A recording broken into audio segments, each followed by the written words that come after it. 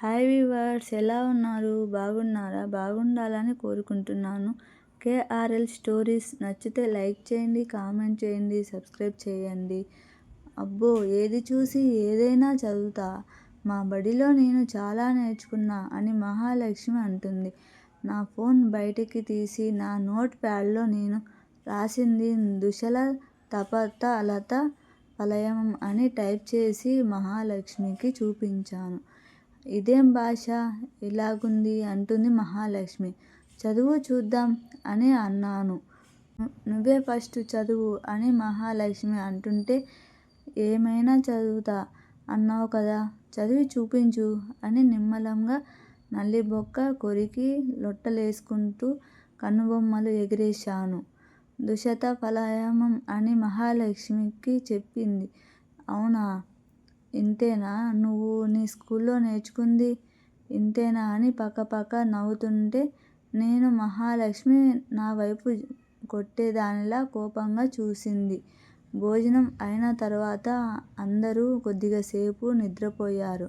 నేనేమో ల్యాప్టాప్ను తీసి ఆ రోజు పొద్దున తీసిన ఫోటోలు చూస్తూ కూర్చున్నాను.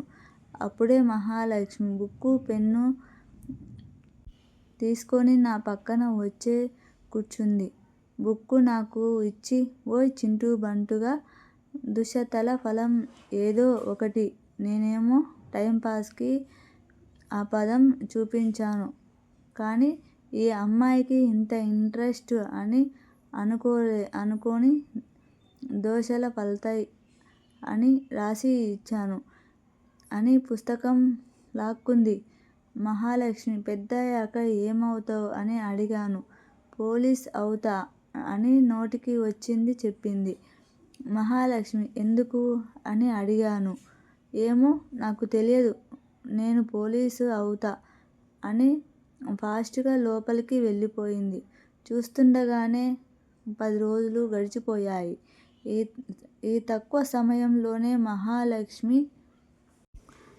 మహాలక్ష్మి నాకు చాలా దగ్గర అయ్యింది. ఎన్నో ఆటలు ఆడుకున్నాం, స్టోరీస్ ముచ్చట్లు కూడా చెప్పుకున్నాం. ఇద్దరం మంచి ఫ్రెండ్స్ అయిపోయాం. ఎన్నో ఆటలు ఆడుకున్నాం, స్టోరీస్ ముచ్చట్లు కూడా చెప్పుకున్నాం. ఇద్దరం మంచి